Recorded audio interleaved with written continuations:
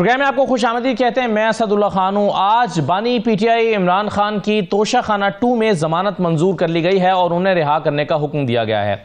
इससे पहले जितने बड़े केसेस थे इमरान खान के ऊपर, जिसमें तोशाखाना 1 था, साइफर का केस था, इद्दत का केस था, 190 मिलियन पाउंड का केस था, इन तमाम केसेस में या तो इमरान खान की जमानत हो चुकी है या वो बरी हो चुके हैं। अब उन पर जो बाकी रह गए हैं वो 9 मई के मुतअद्दिद मुकदमात हैं, जिसमें अभी उनकी जमानत होना बाकी है और जिसकी वजह से वो भी हिरासत में हैं। 30 नवंबर को लाहौर के 9 मई के मुकदमात में भी उनकी समाअत होने जा रही है। सवाल ये पैदा होता है कि अब इस केस में भी इमरान खान की जमानत के बाद क्या रिहाई के इम्कानात पैदा हो गए हैं या वही हुकूमत की पॉलिसी बाकी है या मौजूद है, जिसमें हुकूमत कहा करती थी कि जी अभी उनकी रिहाई नहीं हो सकती। मसलन राना सनाउल्लाह साहब पहले भी ये कह चुके हैं कि अब अगर उन पर मजीद कोई केस नहीं है तो बना दिया जाएगा, लेकिन उनको रिहा करना या उनकी रिहाई उस तरह से अभी मुमकिन नहीं है। तो अब क्या उनकी रिहाई मुमकिन है इमरान खान की या नहीं? इसके अलावा सुप्रीम कोर्ट में जो आईनी बेंच बना है, आईनी बेंच की कुछ नई तशरीहात के बाद कुछ इबहाम दूर हुए हैं या इबहाम बढ़ गए हैं, इस पर आईनी जो माहिरीन हैं उनके दरमियान एक बहस अब भी मौजूद है।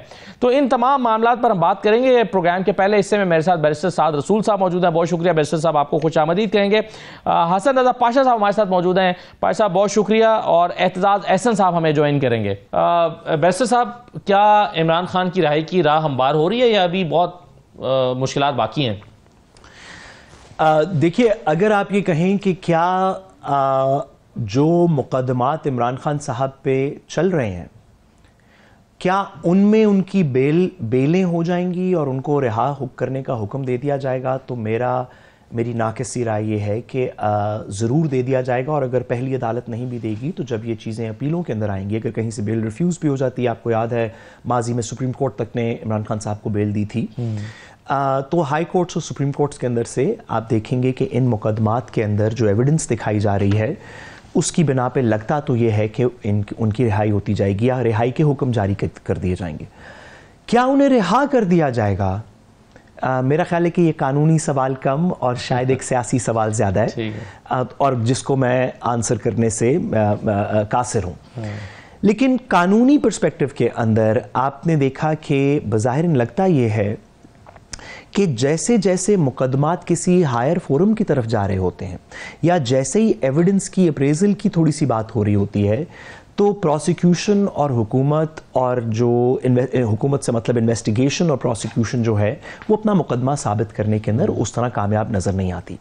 बेल के ऑर्डर के ऊपर मैं थोड़ी सी वजाहत करता चलूँ कि बेल का ऑर्डर होता है जिसको कानून में कहते हैं टेंटेटिव असेसमेंट ऑफ फैक्ट पे, जिसको prima facial assessment of fact भी कहते हैं। यानी कि देखा जाता है सफाए मिसल से कि सिर्फ देखने से, एक प्रिलिमिनरी असेसमेंट करने से क्या लगता है कि ये एविडेंस काफ़ी होगी या ये एविडेंस ना काफ़ी है और इसमें कुछ झोल है। ठीक, इस टेंटेटिव असेसमेंट पे बेल का ऑर्डर दे दिया जाता है।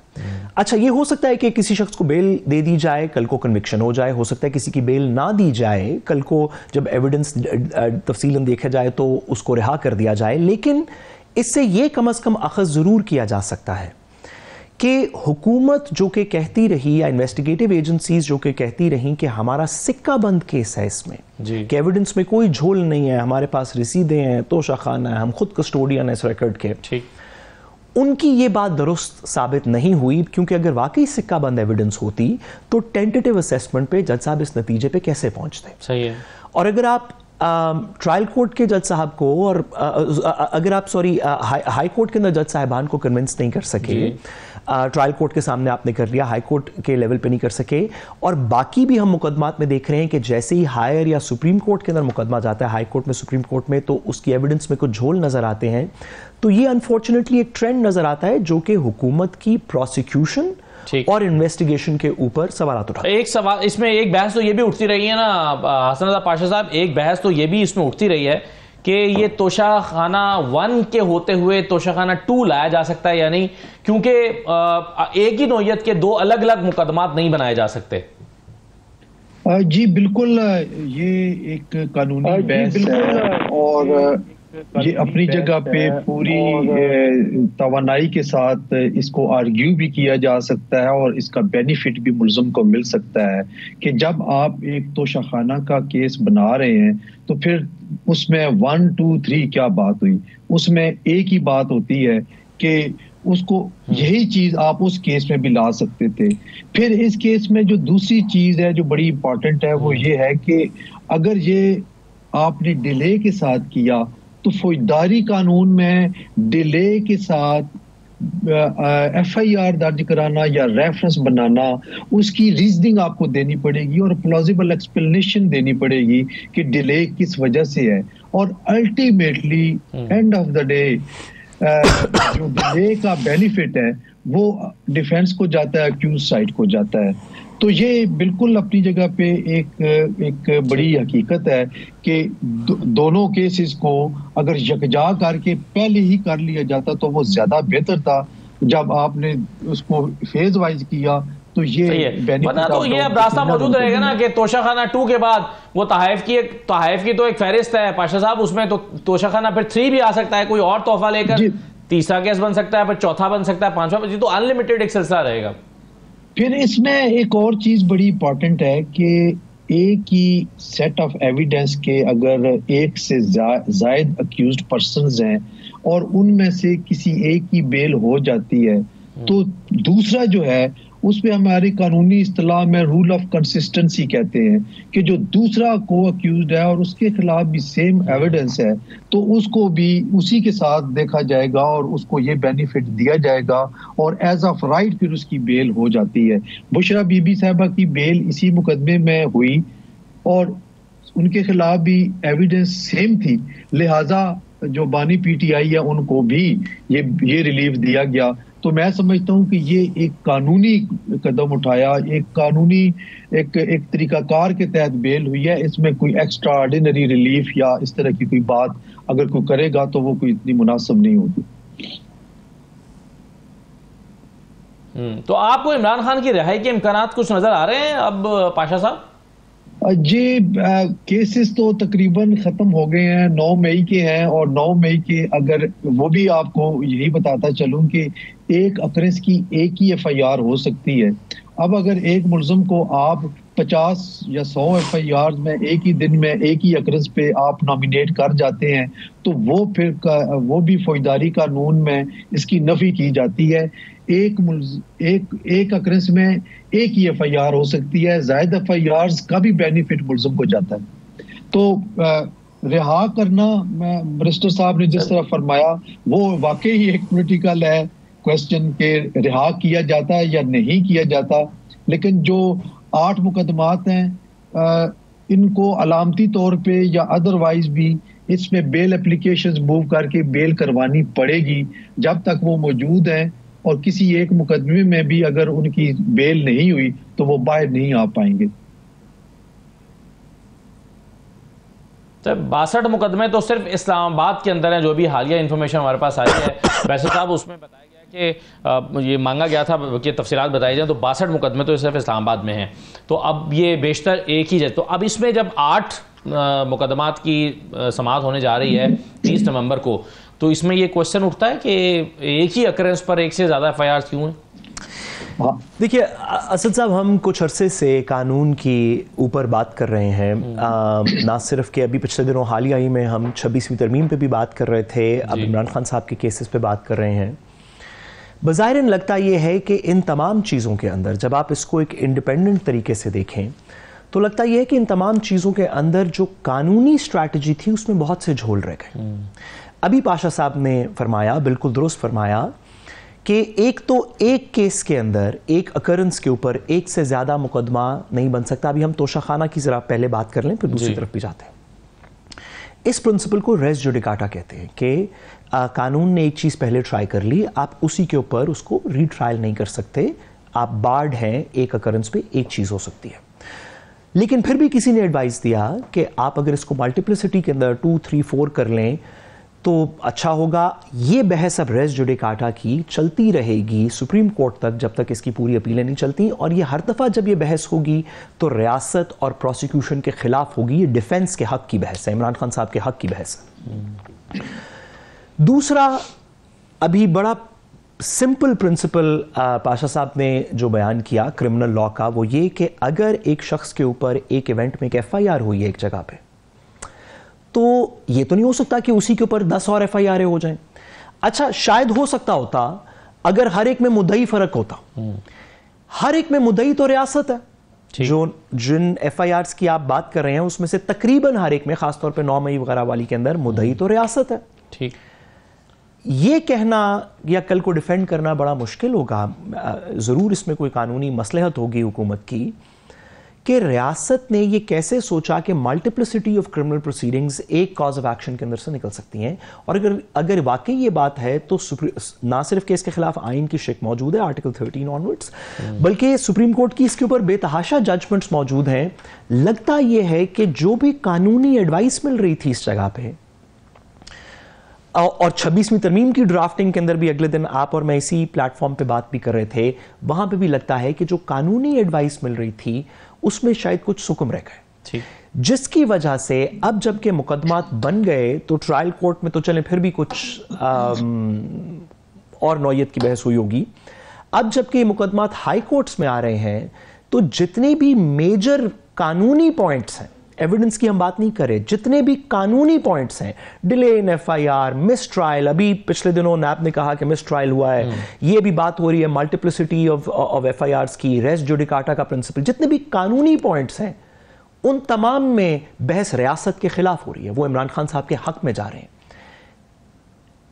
जो भी एडवाइस इसमें कर रहा था, मुझे लगता है कि शायद होलिस्टिकली इसको देख नहीं सके, जिसकी वजह से एक्यूज्ड इमरान खान साहब को बहुत बेनिफिट होगा। अच्छा पाशा साहब, एक और जरा मामले की तरफ मैं लाना चाहता हूं इस डिस्कशन को, और वो है कि ये जो आईनी बेंच के और फुल कोर्ट के होने पर एक बहस चल रही है। यानी कल जब ये एक वकील साहब की तरफ से एक आर्गूमेंट आया कि जी इस मामले पर एक केस में उन्होंने कहा कि इस पर तो पहले एक फुल कोर्ट जो है वो अपनी राय दे चुका है, तो उस आईनी बेंच के मौजूद जज साहिबान ने ये राय दी, 2 जज साहिबान ने, जिसमें जमाल खान मंदुखैल साहब और जस्टिस मोहम्मद अली मदद साहब थे। उन्होंने कहा कि अब 26वीं तरमीम के बाद यही फुल कोर्ट है, और अगर इससे पहले फर्ज कीजिए 13 रुकनी बेंच या 15 रुकनी बेंच कोई फैसला दे चुका है तो उसको अब यहाँ 7 रुकनी बेंच में सुना जा सकता है। आपकी राय क्या है इस पे?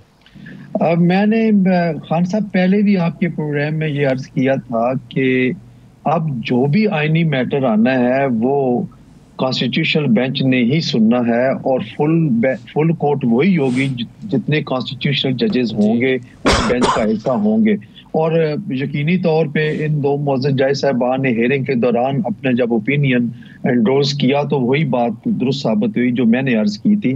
तो मैं समझता हूं कि ये बात बिल्कुल ठीक है।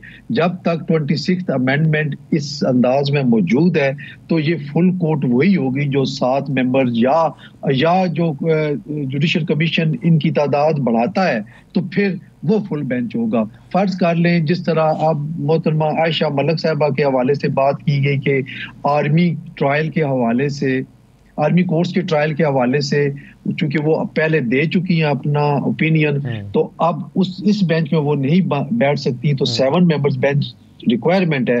तो judicial commission of Pakistan 7th member एक और जो है वो इसका हिस्सा बनाएंगे, तो फिर वो कॉन्स्टिट्यूशनल बेंच मुकम्मल होगा। तो मैं समझता हूं कि यही चीज जो है, अगर आपने इसको बढ़ाना है 10 भी कर सकते हैं, क्योंकि अब 34 तादाद हो गई है, तो शायद इसी वजह से ये रखा गया प्रोविजन कि अप टू 34 रखेंगे। अगर फर्ज कर लें 10 या 12 या 13 रुकनी बेंच बनाना होगा तो फिर इसी तरीके से बनेगा, लेकिन होगा वो कॉन्स्टिट्यूशनल बेंच ही, रेगुलर बेंच नहीं होगा। सही है फिर साहब, ये जो ये वाली पहले दोनों पर राय लेता हूं मैं आपसे, लेकिन पहले ये बताइए ये जो अब फुल कोर्ट है ये 7 रुकनी आईनी बेंच ही फुल कोर्ट? देखिए, जैसे पाशा साहब ने कहा कि आईनी बेंच के जज साहिबान ने, मेरे ख्याल जस्टिस मजहर साहब ने इसके ऊपर इंडिकेशन दी और वो आईनी बेंच के जज हैं, मैं उनसे डिसएग्री नहीं करना चाहता, लेकिन मेरी बसद एहतराम मेरी पाशा साहब से राय थोड़ी सी मुख्तलिफ है। और मेरा ये ख्याल है कि अगर सुप्रीम कोर्ट का, जो वैसे पूरी सुप्रीम कोर्ट है जिसका आईनी बेंच भी एक हिस्सा है, तो 7 मेंबर आईनी बेंच के हैं, दीगर 9 मेंबर हैं, 16 मेंबर इफेक्टिवली सुप्रीम कोर्ट में शायद इस वक्त मौजूद हैं। जो सुप्रीम कोर्ट की प्रोसीजर्स की कमेटी है वो एक ऐसा फुल कोर्ट बना सकती है जिसमें ये वाले आईनी बेंच के मेंबरान भी मौजूद हों और दीगर तमाम लोग भी मौजूद हों, और जो फैसला भी वो फुल कोर्ट करेगी वो आईनी बेंच पे बाइंडिंग होगा, क्योंकि वो 7 मेंबर बेंच है। और मैं इसकी दलील इस तरह दूं जी। क्या वजह है कि आप जस्टिस आयशा मलिक साहिबा के बगैर आप चाहते हैं कि एक और जज ऐड किया जाए ताकि 7 मेंबर हों जो अपील सुन सकें? जी, क्योंकि आप इस रूल को रिस्पेक्ट करते हैं कि सिर्फ एक बड़ा बेंच छोटे बेंच के फैसले को अनडू कर सकता है। ठीक है, इस रूल को आप रिस्पेक्ट करते हैं। तो अगर एक 17 मेंबर बेंच की जजमेंट है, लेट्स से हम एक 15 मेंबर बेंच की जजमेंट की एग्जांपल ले लेते हैं जो 21वीं तरमीम की जजमेंट है, जिसमें कहा गया कि अगर आइन की कोई शिक, आइन का कोई अमेंडमेंट इन प्रिंसिपल्स के मुतरादिफ हो तो आप उसको स्ट्राइक डाउन कर दें। ये 21वीं तरमीम की 15 मेंबर बेंच की जजमेंट में लिखा हुआ है। अगर आपने इस प्रिंसिपल से डिसएग्री करना हो, आपने कहना हो कि नहीं आइन की कोई शिक स्ट्राइक डाउन नहीं हो सकती, तो फिर आप एक रिक्वेस्ट भेजेंगे जुडिशल कमीशन। जुडिशल कमीशन एक 15 मेंबर से बड़ा बेंच बनाएगा, तो आप उसको आईनी बेंच कह लें, फुल कोर्ट कह लें, फिर तो सिर्फ सिमेंटिक्स रह गई ना पीछे। सही। फिर तो सिर्फ यह है ना कि वो 17 मेंबर बैठ के अपने आप को आईनी बेंच कहेंगे या वो 17 मेंबर बैठ के अपने आप को फुल कोर्ट कहेंगे। ठीक। तो मेरे ख्याल में जो प्रेसिडेंट्स का प्रिंसिपल है कि अगर आपने माजी के किसी बड़े बेंच के फैसले से डिसएग्री करना है, ठीक है, या तो आप उसको अप्लाई कर दें, आप कहें कि पहले फैसला हुआ था हम 7 मेंबर बेंच अप्लाई कर देते हैं, बिल्कुल ठीक है। लेकिन अगर आप डिसएग्री करना चाहते हैं तो आपको उससे बड़ा बेंच बनाना पड़ेगा, और उसको आप आईनी कह लें, फुल कोर्ट कह लें, ये तो फिर सिर्फ एक लफाजी की बात रह गई। जिसकी दलील ये है कि मिलिट्री कोर्ट के अंदर जब बड़े बेंच को सुननी चाहिए थी अपील, तो 6 ने सुन के ये नहीं कहा कि तसव्वुर किया जाए कि हम फुल कोर्ट -1 है। सही है। उन्होंने कहा कि नहीं, जुडिशल कमीशन एक बड़ा बेंच बनाए। तो अगर 15 मेंबर की अपील को सुनना पड़ेगा या 15 मेंबर के प्रिंसिपल को सुनना पड़ेगा, 13 मेंबर्स का, तो फिर उसके अंदर आपको एक फुल कोर्ट इफेक्टिवली तश्कील करनी पड़ेगी। बिल्कुल ठीक है। चलें, अगर आप इजाजत दें तो मैं एतजाज अहसन साहब से जरा इस पर राय जान लूं। एतजाज अहसन साहब, बहुत शुक्रिया। सर, ये बताइए कि ये रिजर्व सीट्स का फैसला जैसा कि 13 मेंबर्स के एक बेंच ने दिया हुआ है, उसको क्या 7 रुकनी बेंच जो है उस पर अपील सुन सकता है या कोई भी? क्योंकि अभी जज साहिबान की राय ये है, जो आईनी बेंच में शामिल हैं, वो ये कहते हैं कि अब 26वीं तरमीम के बाद ये 7 रुकनी आईनी बेंच ही फुल कोर्ट है, इसी को फुल कोर्ट तस्वुर किया जाए। और अगर माजी में किसी फुल कोर्ट ने जो 15 रुकनी या 13 रुकनी या 17 रुकनी जो फुल कोर्ट है उसने फैसला दिया हुआ है, तो उसको ये 7 रुकनी फुल कोर्ट सुन सकता है। 7 रुकनी फुल कोर्ट सुन तो सकता होगा केस को, पर वो जो 14 मेंबर का फैसला है उसको उससे इनराफ नहीं कर सकता। वो उस पे उसका पाबंद है, बाइंडिंग है उस पे। ये तो हाँ, देखें, ये एक नई इख्तरा आज निकाल रहे हैं। मेरा ख्याल है कि ये अब 2 कोर्ट्स हो गए, एक नहीं है सुप्रीम कोर्ट, 2 कोर्ट्स हो गए। एक जज साहब ने ये फरमाया है, ऑब्जर्वेशन दी है जी, ये 2 सुप्रीम कोर्ट हो गए हैं। एक वो आईनी की बेंच है जो, और एक जज, बाकी जो दीगर बेंच है, दीगर जजेज हैं, वो जिस भी जुमरे में वो आते हैं वो एक अदालत ही अलहदा बन गई। ऐसा बिल्कुल नहीं हुआ, ऐसा इनकी कोशिश थी, ऐसा एक कम अज कम चेयरमैन बिलावल की तो कोशिश थी, ख्वाहिश थी कि अलहदा बने अदालत और एक कॉन्स्टिट्यूशनल कोर्ट बने, यहाँ कॉन्स्टिट्यूशनल बेंच बने। बेंच एक अदालत का हिस्सा होता है। मौज है दरिया में और बैरून दरिया कुछ नहीं। ठीक। ये अगर ये जो कॉन्स्टिट्यूशनल बेंच है, ये अगर ये इकरार करता है कि ये मातहत नहीं है चीफ जस्टिस के या ये खुद मुख्तार हैं, तो ये बिल्कुल गलत है। कॉन्स्टिट्यूशन बेंच भी कोई जरूरी नहीं कि मैं जज हूं और मुझे कॉन्स्टिट्यूशन बेंच में डाल दिया है तो अब मैं परमानेंट कॉन्स्टिट्यूशन बेंच में हूं। वो भी बदल कर तब्दील होते रहेंगे। उसमें लिखा है सुप्रीम कोर्ट के बारे में, constitutional benches of the supreme court, कोई एक बेंच भी नहीं होगा। सुप्रीम कोर्ट के भी जो जज हैं उनमें से बेंचेस बनाए जा सकते हैं ऑफ द सुप्रीम कोर्ट, और ये जजेस हर लिहाज से बराबर है। सिर्फ अगर 1-2 महीने के लिए मुझे नॉमिनेट कर देते हैं, मैं एक जूनियर जज हूँ, मुझे नॉमिनेट कर देते हैं ऑन द कॉन्स्टिट्यूशन बेंच, तो मैं 2 महीने के लिए ही हूँ। ये टेम्पररी है, वो लिखा हुआ है उसमें, from time to time and for such duration as may be necessary. तो ये कोई समझ ले कि मेरी अलहदा इमारत बन गई है और मेरा अलहदा चीफ जस्टिस का झंडा हो जाना है जी, या मेरे इख्तियारात चीफ जस्टिस वाले हो जाने हैं सारे एडमिनिस्ट्रेशन पे, ये बिल्कुल गलत है। ये एक ही अदालत है, उसका एक ही चीफ जस्टिस है।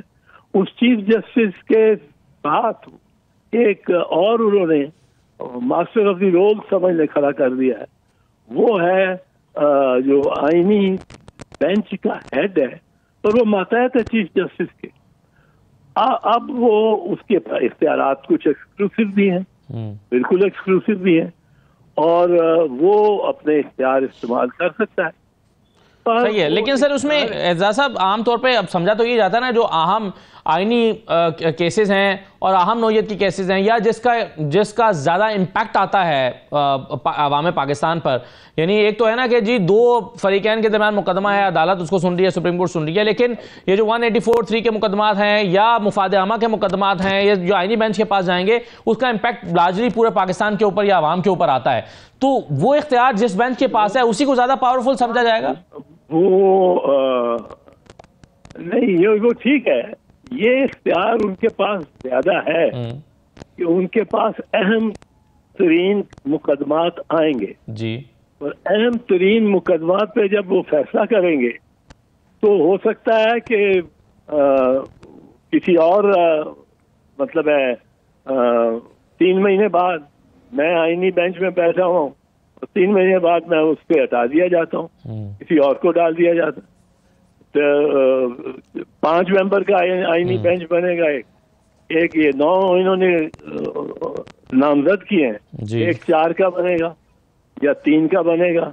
अब ये इनको ये हिसाब लगाने पड़ेंगे और इसमें टर्न ओवर होता रहेगा। इसमें ये भी कोई नहीं कहा गया कि एज सुप्रीम कोर्ट जी सारे जज इकट्ठे नहीं बैठ सकते।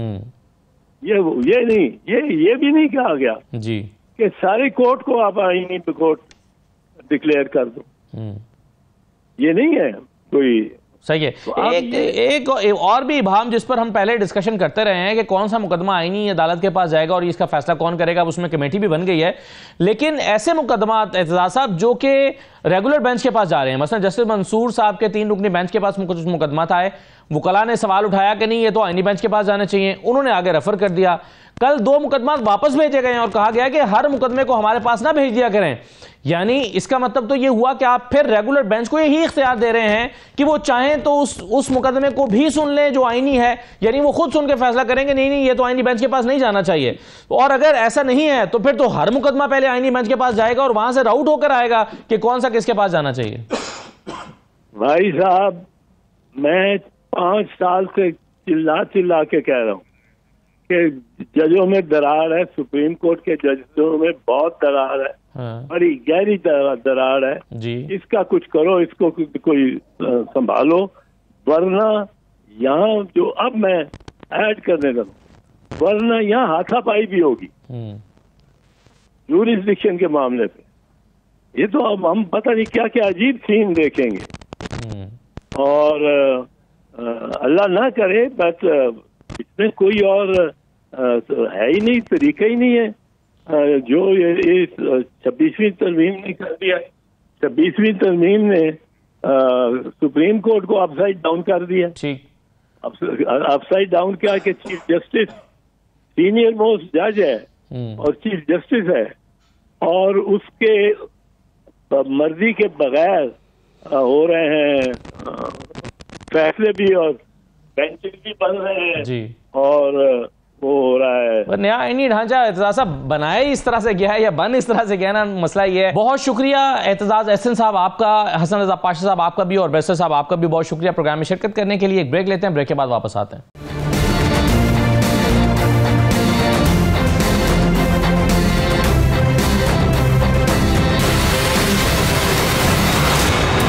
ब्रेक के बाद दोबारा आपको खुशामदीद कहते हैं। लीगल डिस्कशन आप सुन रहे थे। अब मेरे साथ शैला रजा साहबा मौजूद हैं, पीपल्स पार्टी की रहनुमा हैं, MNA। बहुत शुक्रिया शैला साहबा, खुशामदीद कहते हैं आपको। अली बुखारी साहब हमें ज्वाइन कर रहे हैं, PTI के रहनुमा हैं, और रफ़ीक रजवाना साहब हमारे साथ मौजूद हैं, PMLN के रहनुमा और साबिक गवर्नर हैं।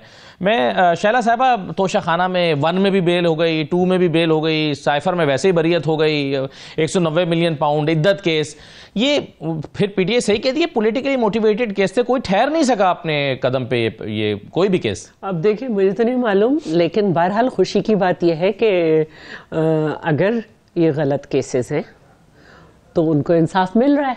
खुशकिस्मत आदमी है। हमें तो 44 साल इंतजार करना पड़ा, और जरदारी साहब के लिए तो हम कुछ कह ही नहीं सकते कि कोई सजा नहीं है, और तकरीबन 13 साढ़े 13 साल।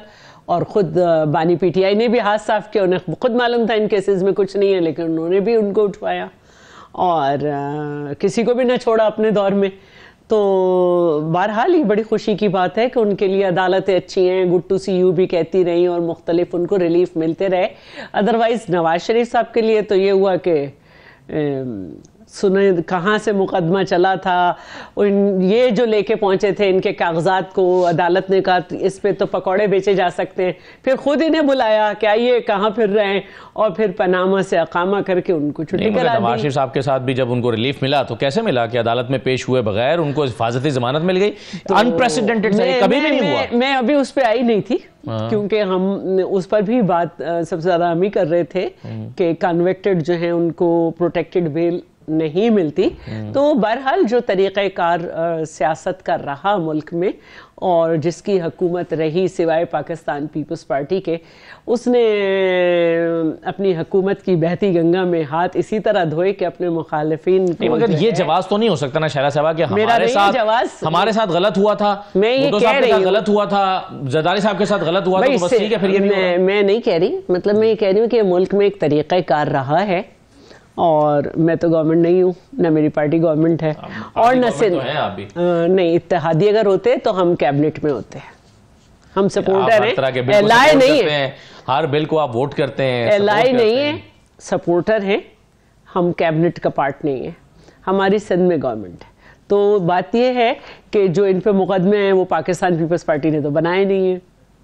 तो अब मैं जो है उनके सपोर्टर्स को मुबारकबाद देती हूँ कि आप लोगों को मुबारक हो कि आप पे अदालतें मेहरबान रही हैं, गुड टू सी यू कह के आपके इस्तकबाल हुए।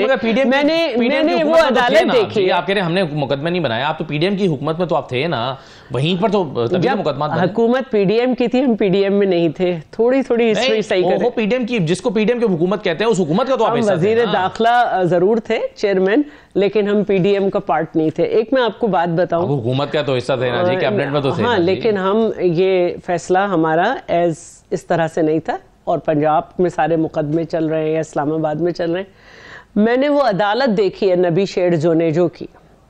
मैं खुद स्टूडेंट लीडर के तौर पे मोहतरमा शहीद बेनज़ीर भुट्टो के साथ थी, और सदर आसिफ अली जरदारी भी जेल में थे, और हम सारे कैदी साथ ही आते। तो बीबी शहीद अपने मुकदमे के लिए आई, तो जब उन्होंने बात करने लगी तो उसने कहा खड़ी हो जाए। तो इमरान खान को तो माशाल्लाह देख के गुड टू सी यू भी कहा गया। और अच्छा, वैसे मैं जिस दिन ये कहा गया था, मैं कई दफा ये कह भी चुका हूँ, ये गलत कॉन्टेक्स्ट में कोट होता है, क्योंकि उमर ता बंदयाल साहब हर शख्स को देख के उसी दिन उन्होंने ख्वाजा साद रफीक को भी कहा था गुड टू सी यू। उस दिन बारी थी ना उनको नहीं कहने की, तो उन्होंने कहा उन्हें भी कह दे। ये उनका कलाम था, वो कला को भी कहते थे, बैलेंस कर गए वो। कोई बड़ा वकील आता था उसको भी कहते थे ये। हाँ, लेकिन शायद उनके घर में हो सकता है कि उनके यहाँ हर शख्स के लिए घर में ये बातें होती हो कि कमबख्त माशाल्लाह भी, चले वो एक अलग बात है, हो सकता है हर कैदी के लिए ये होती हो। चलिए, उनका तकिए कलाम हर कैदी पे घर पे एहतजाज हो रहा है, और PTI का एहतजाज जो है वो उसको रोकने के लिए क्या अली अमीन गंडापुर कल भी गए, आज भी गए, कैसे उनके लिए दरवाजे खुल गए? जहां पॉलिटिकल लीडरशिप उनको मिलने जाती है तो उनको जेल के बाहर से गिरफ्तार कर लिया जाता है, इस्लामाबाद हाई कोर्ट का हुक्म होता है, फिर भी उनको मिलने नहीं दिया जाता। अली अमीन गंडापुर के लिए कल भी रास्ते खुल गए। क्या ये रास्ते इसलिए खुले हैं कि वो एहतजाज की नोक पलक संवार सकें और जो चीजें डिस्कस करनी है वो कर सकें, ताकि भरपूर एहतजाज हो? ये कैसे रास्ता मिल रहा है अली अमीन गंडापुर को आपके ख्याल में? हो सकता है कोई और नोक पलक संवार सके, इसलिए दोबारा भेजा गया और लंबी मुलाकात हुई। सिर्फ एहतजाज की नोक पलक संवारने नहीं गए, मेरे अंदाजे के मुताबिक जो गुफ्तगू चुनीद चल रही है उसके मुताबिक वो उनको लंबी मुलाकात करने गए, इसी हवाले से गए है। तो सारी ये असेसमेंट है, अंदाजे हैं। और क्या ये एहतजाज कामयाब होगा, मैं तो बड़ा इस मामले में बड़ा मशकूक हूँ। क्या आपके ख्याल में गवर्नमेंट कुछ ऑफर कर रही है इमरान खान को? जाहिर है गवर्नमेंट ही रास्ता दे रही है ना अलीमीन गंडापुर को, कुछ पैगाम लेकर भेज रही है, कोई मुज़ाकरात की बात हो रही है। बैरिस्टर गौहर वगैरह भी आज गए थे। जी, मेरी गुजारिश ये है कि ये इतना बड़ा अहम इशू है जिस पर मैं मेरे इल्म में नहीं है, ना ही मैं गवर्नमेंट का पार्ट तो नहीं हूँ, मगर जो हुकूमत बरसर इक़्तिदार है उस जमात का मैं एक कारकुन हूँ। मेरी एक असेसमेंट है कि मेरा ख्याल है कुछ न कुछ ब्रेक थ्रू होगा। और देखिए, in the larger interest of the country break through हो जाए तो बेहतर है, इससे बेहतर कोई हल नहीं है। एहतजाज देखिए कितने कर चुके, कर भी ले, फर्ज किया कर भी ले तो उसका नुकसान होगा, उसका फायदा कोई नहीं होगा। मसलन वो कहते हैं कि हम एहतजाज करेंगे जब तक इमरान खान बाहर नहीं आते। आज उनकी तोशाखाना 2 में बेल हो गई।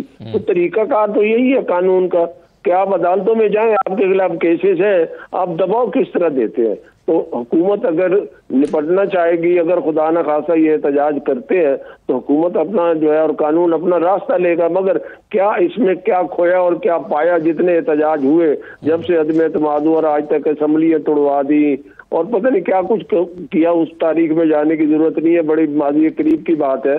तो मैं ये समझता हूँ कि इससे पीटीआई को नुकसान हुआ या फायदा हुआ? पार्टी बिखर गई, इख्तलाफात आपस में जो हम टीवी पे देखते हैं, अखबारों में पढ़ते हैं, गुफ्तगू सुनते हैं, तो मेरा ख्याल है इसमें who is the loser and who is the winner?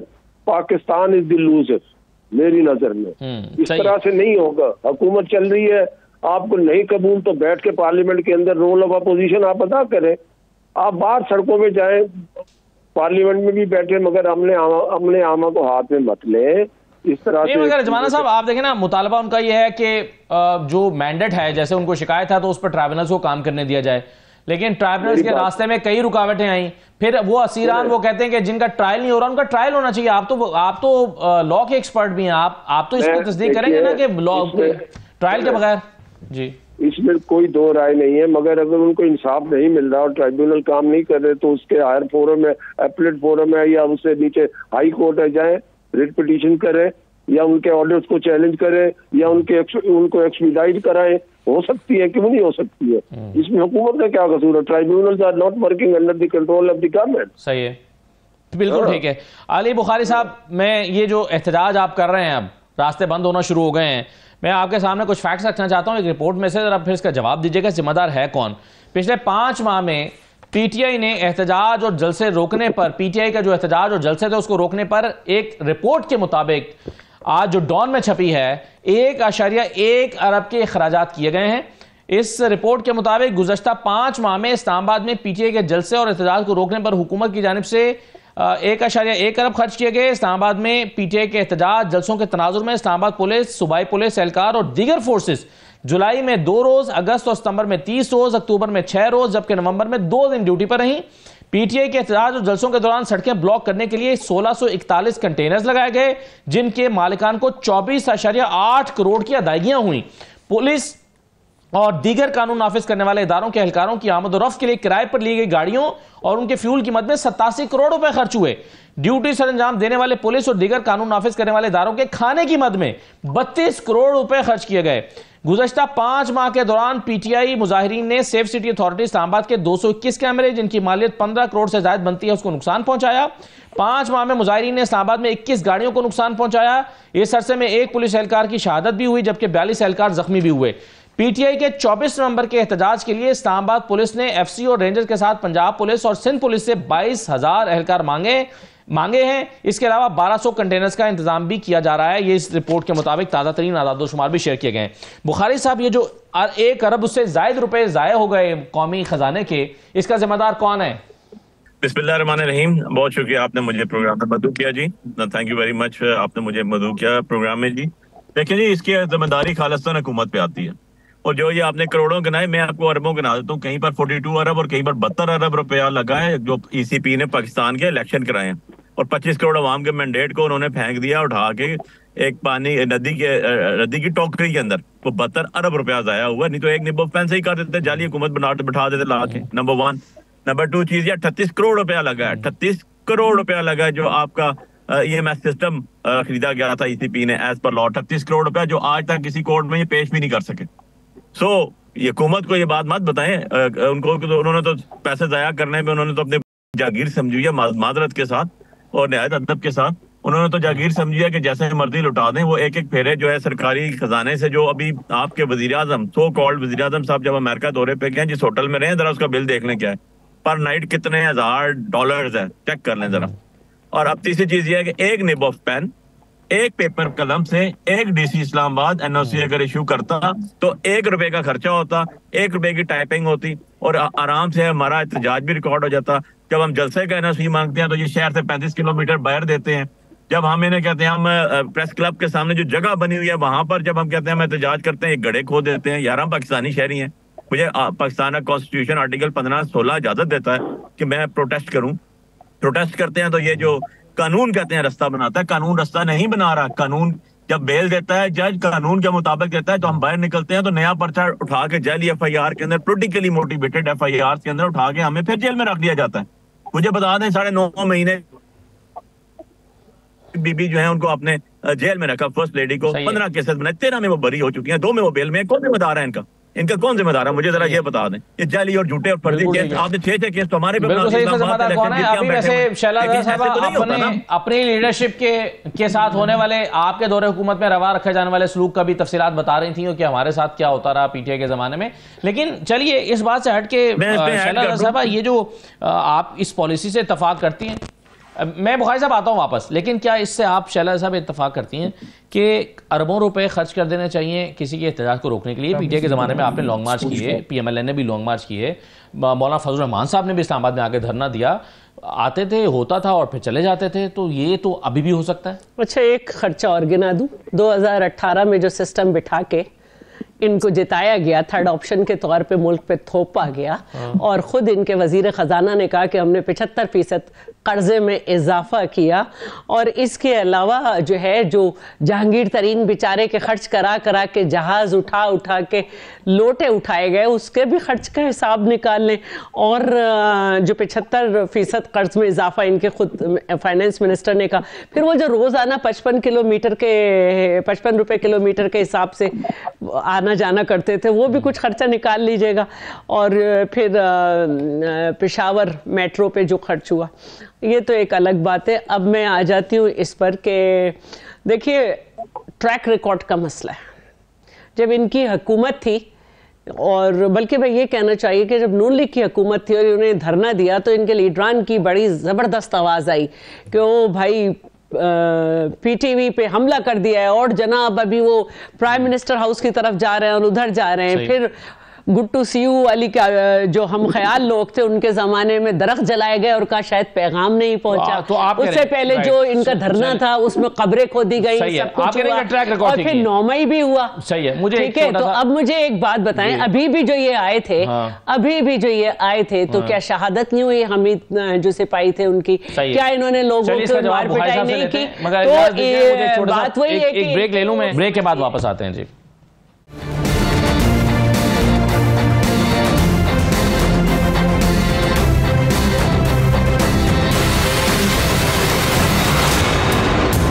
Break के बाद दोबारा खुशामदी कहते हैं। अभी बात हो रही थी कि किस तरह से एहतजाजों पे खर्च भी हो रहा है। फिर इस वक्त मुल्क में जो लॉ एंड ऑर्डर की सिचुएशन है, हालात बिल्कुल अच्छे नहीं है, दहशतगर्दी के वाक़यात हो रहे हैं। आज भी बन्नू में हमला हुआ है और उसमें बहुत ही कीमती जानें मुल्क पर कुर्बान हुई हैं, जवानों ने अपनी जो है वो शहादतें दी हैं। तो ऐसे में क्या जो एहतजाज है ये इसके लिए मुनासिब वक्त है? ये तो मैं अली बुखारी साहब से पूछता हूँ अगर दोबारा कनेक्ट हो गए हैं हमारे साथ। लेकिन रजवाना साहब, आप इस मामले को खुश उसलूबी के साथ हल करने, यानी आप देखिए ना 2 साल तो हो गए ये पॉलिटिकल अनरेस्ट हुए हुए, और फिर इलेक्शन से बहुत सारे लोगों को उम्मीदें थी कि इलेक्शन से चीज़ें ठीक हो जाएंगी। इलेक्शन हुए भी, अब 10 महीने गुजर गए, चीज़ें ठीक नहीं हो रही हैं। आपके ख्याल में आगे बढ़ने का रास्ता है क्या? गुजारिश ये है, इलेक्शन हो गए, तहफ़्फ़ुज़ात हैं, अदालतों में गए हुए हैं, ट्राइब्यूनल्स में गए हुए हैं, ठीक है जी। किसी इलेक्शन को गलत करार देने के लिए एक तरीकाकार है, ठीक है जी। इलेक्शन एक्ट 2017 है, और उसके तहत ट्राइब्यूनल के पास गए हुए हैं, ठीक है जी। उसमें जो भी फैसला होता है सब्जेक्ट में अपील के बाद क्या फैसले होते हैं, तो एक वाहिद तरीका है। ये कोई तरीका नहीं कि आप सड़कों पे आ जाए और कहें जी हमारा मैंडेट चोरी हुआ और 25 करोड़ आवाम का मैंडेट, 25 करोड़ वोटर भी नहीं है पाकिस्तान में, ठीक है जी। और दूसरी बात ये है कि सारे पाकिस्तान के रजिस्टर्ड वोटर्स ने एक पार्टी को किसी को वोट नहीं दिया, मुख्तलिफ पार्टियां उन्होंने अपना अपना जो भी नसीब था लिया और एलिगेशन अपनी जगह पे, ठीक है। अब बात ये है कि इस तरह की सूरत हाल का सामना कैसे किया जाए। जब से अदम एतमाद हुआ, मैं तो बड़ी दफा गुजारिश कर चुका हूँ, क्या बेहतर नहीं था कि Khan Sahab as leader of the opposition जो उनका रोल होना था पार्लियामेंट में वो ज्यादा इफेक्टिव होता और बैठ जाते और अगले इलेक्शन में भी बिल्कुल खुल के हिस्सा लेते, लिया भी है एनहा। तो अब एहतजाज में फिर वही कहूँगा at the cost of reputation के जितना एहतजाज किया, 2 प्रोविंशियल असेंबली तोड़वा के फिर उनके इलेक्शन करवा लिए, ठीक है। ये अदम एतमाद एक आईनी तरीका था, होंगे उस पर बहुत सी रिजर्वेशन होंगी पीटीआई को जी के वो साइफर था, फिर उन्हीं से मदद मांग रहे हैं, फिर उन्हीं को बुरा भला कहते थे, वो सारी बातें सारी गुजर गई, ठीक है।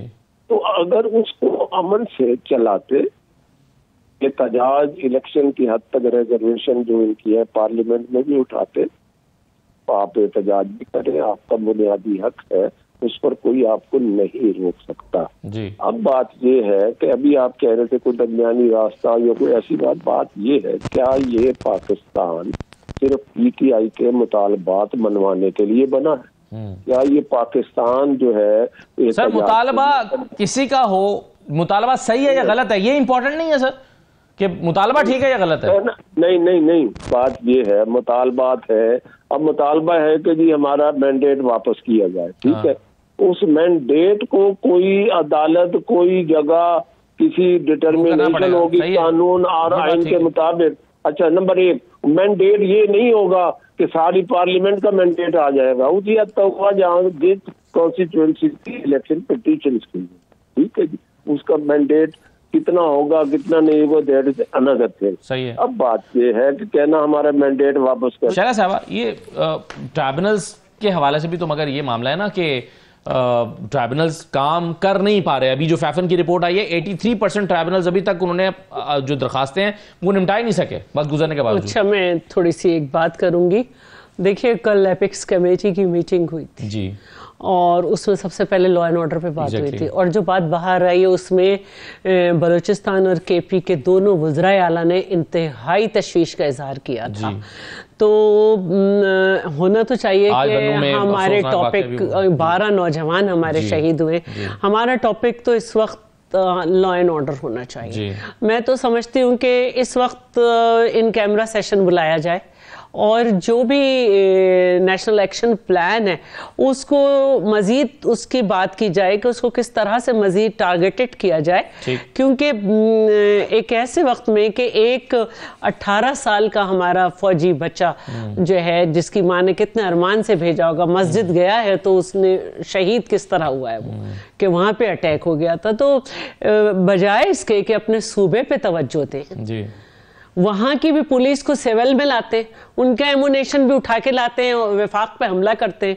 दूसरी बात जो है वो ये है कि देखिए 10 महीने जो है ना, ऐसा नहीं है कि ये 10 महीने बेकार हुए हैं। IMF जिसको ये कहते थे कि हम उस पर अमल नहीं करेंगे और IMF आएगा नहीं, देगा नहीं और ये श्रीलंका हो जाएगा पाकिस्तान और ऐसा ही हो, वो नहीं हुआ। हमारी इकॉनमी बेहतर है, हमारे दोस्त ममालिक जिनसे ये हमें तनहा कर गए थे वादों से मुकर के, और वो भी IMF की वजह से हमें नहीं देख रहे थे, वो हमारी तरफ देखना शुरू हो गए। देख रहे हैं? बिल्कुल। कैसे देख रहे हैं? बिल्कुल। आपके वज़ीर ख़ज़ाना की स्टेटमेंट ये है कि ना हमारे दोस्त ममालिक डिपॉजिट करना चाहते हैं, ना हमारे कर्जों को रोल ओवर करना चाहते हैं। मैं बताती हूँ, उसमें 2 जगह से बात आई है ना। चाइना से बात आई है कि आप हमारे लोगों की सेफ्टी करें, दूसरे ममालिक से भी बात आई है। तो अगर हम एक तरफ से तो हमें टेररिज्म मार रहा है, दूसरी तरफ से हमारे अंदर से एक पार्टी जो है वो हर थोड़े दिनों बाद वफाक पे हमला कर देती है।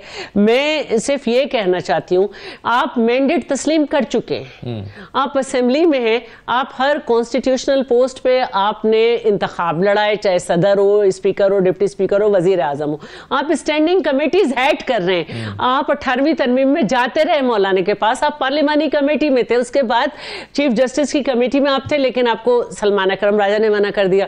फिर आप जुडिशल कमीशन कमेटी में भी थे, तो हेड़े भी रहेंगे, पेड़े भी खाएंगे। अच्छा, फिर इसके बाद जो है CEC में भी आते हैं, सब चीज करते हैं, हर एक से मिलते हैं। दूसरी बात यह कि देखें, ट्राइब्यूनल क्या अभी इस वक्त ऐसे हुए, क्या हम भूल जाएं फैसल साले हयात के केस में कि जब रिकाउंटिंग हुई और उनकी रिकाउंटिंग ज़्यादा होने लगी, इलेक्शन कमीशन ने बंद किया और रख दिया। क्या हम भूल जाएं फहमीदा मिर्ज़ा के केस में क्या हुआ था कि हमारे बंदों की रिकाउंटिंग में ज़्यादा आने लगे थे? क्या हम अब्दुल हकीम बलोच वाले केस में भूल जाएं कि रिकाउंटिंग ही नहीं होने देते थे? मतलब ठीक नहीं होना चाहिए। मैं अगर माजी में ऐसा था, देखें एकदम तो सही नहीं होगा ना। अभी जो 26वीं तरमीम हुई है उसमें ये बात की गई है कि उसमें ये एक शिक पास हुई है कि इलेक्शन कमीशन को ज्यादा फंड देके ज्यादा जो है वो मजबूत किया जाए ताकि इलेक्शन के वक्त उनको इस तरह के मसाइल ना हो। दूसरी बात यह कि मैं अगर आपको ये बताऊं कि इस हुकूमत से पहले जो पहली हुकूमत थी गिलगित बल्तिस्तान में, उसमें गिलगित से बल्तिस्तान से गांचे है, वहां से हमारे इंजीनियर इस्माइल जीतते हैं। ये जो अभी इलेक्शन कासिम सूरी साहब की भी आप मिसाल दे सकते हैं। 6 महीने पहले वो उनको बताया गया कि आप जीते, राइट जी। तो मैं ये कह रही हूँ कि कौन 5 साल का हिसाब देगा? अली बुखारी साहब, मैं कह रही हूँ कि आपको किसी हर चीज पे सड़क पे नहीं निकलता है। अली बुखारी साहब, अब आप जो डिमांड करते हैं हमारा मैंडेट वापस किया जाए, मेरा सवाल ये था कि वो कैसे वापस होगा? ये तो नहीं हो सकता ना कि आज हुकूमत प्रेस कॉन्फ्रेंस करे और कहे जी आपका मैंडेट वापस किया। ये आखिर रास्ता ट्राइब्यूनल से होके जाता है ना, और ट्राइब्यूनल्स अपना काम कर रहे हैं, अगरचे उसकी रफ्तार सुस्ता है लेकिन काम तो कर रहे हैं वो। तो आपका फिर ये डिमांड अनफेयर नहीं लगती, या प्रैक्टिकली ये कैसे मुमकिन है? देखिए, बड़ा अच्छा सवाल किया आपने। मैं पहले आपको 1 बाय 1 2-3 चीजों का जवाब दे दूं। अभी मेरी बहन है, मेरी भाभी, उन्होंने कह दिया जी कि 2018 में RTS सिस्टम बैठा था, 2018 में सिर्फ 14 पिटीशन पाकिस्तान पूरे से फाइल हुई, आज 167 प्लस है, 167 प्लस जाकर रिकॉर्ड चेक कर रहे हैं। नंबर 1 है। नंबर 2 चीज ये कहते हैं धरनों से क्या होता है, उससे क्या होता है। यार हमने तो सीखा है ना, ये हम तो as a student of law सीखा, हमने बेनजीर भुट्टो शहीद साहिबा से सीखा। 93 में उन्होंने लॉन्ग मार्च किया और नवाज शरीफ घर जाना पड़ा। नवाज शरीफ ने लॉन्ग ट्रेन मार्च किया और बीबी शहीद को भी घर जाना पड़ा। सो एहतजाज is a part of political parties, इसे पॉलिटिकल सिस्टम का होता है। और आर्टिकल 15-16 ऑफ द कॉन्स्टिट्यूशन जो जुल्फकार अली भुट्टो साहब ने बनाया था, जिसको बिलावल भुट्टो साहब ने आखिर उसकी रूह को परवाज करा दिया अभी ये 36 अमेंडमेंट के तहत, उसके अंदर जो है बाकायदा मेरा कॉन्स्टिट्यूशनल राइट है being a Pakistani citizen. Number 3 जो भी आपने बात की कि कैसे जाएंगे, मेरी सीट इस्लामाबाद पे आ जाएं, आप 3 सीटों इस्लामाबाद के पे आ जाएं। ट्रिब्यूनल ने कहा मैं 6 महीने में खत्म करता हूँ। आज तक ट्रिब्यूनल को इन्होंने ट्रिब्यूनल बैलेट नहीं करने दिया, ICP ने रखा हुआ, ट्रांसफर एप्लीकेशन रखी हुई है। 2 दफा अमेंडमेंट आई, 1 दफा ऑर्डिनेंस आया जिसको मैंने चैलेंज किया, इस्लामाबाद हाई कोर्ट का ऑर्डर आया, उसके बाद उसको इन्होंने एक्ट बनाया, एक्ट के बाद इम्प्लीकेशन हुई। क्या कर रहे हैं यार, ऐसे नहीं होता, ऐसे जमहूरियतें नहीं चलती, जबरदस्ती। सही आज समझते हैं ट्राइब्यूनल्स में हुकूमत ही रुकावट है। मेरे पास अनफॉर्चुनेटली वक्त खत्म हो गया। शैला साहब बहुत अच्छा सीख लेते, आप तो तब्दीली चाहते थे, बहुत हमने वो चीजें छोड़ दी। बहुत शुक्रिया, बहुत शुक्रिया प्रोग्राम में शिरकत करने के लिए। इजाजत दीजिए, अल्लाह हाफिज।